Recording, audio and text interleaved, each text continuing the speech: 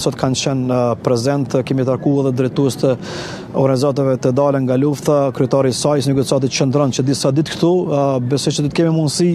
më vonë në politikë të kemi edhe një bisedë me të, i njëjti është prezent në Hag, ishte prezent në galerinë sot dhe sipas njoftimeve të para do të thojnë nesër edhe për në Bruksel, sepse siç është edhe konfirmuar lajmi, një grup i deputetëve zviceran përmes një rezolute kanë ngritur shqetësimin për procesin e stërvënuar që po i bën gjykata speciale në Hag këtij procesi të gjykimit dhe me këtë rast është i angazhuar edhe në këtë drejtim. Por besoj afërditësisht që do të kemi mundësi, sepse kemi një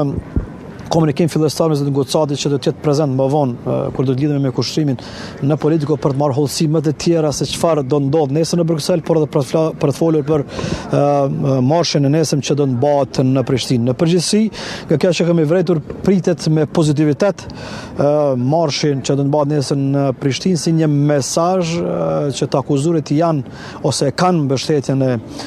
popullit dhe kanë dhe populli faktikisht është zgjuar kundër një padrejtësie që po i bëhet të akuzuarve se janë mbi 5 vite e gjysëm në një proces të shtesëgjatur, gjë që është argumenti kryesor që shqetësimi për të cilin kanë shprehur jo vetëm qytetarët e Kosovës, jo vetëm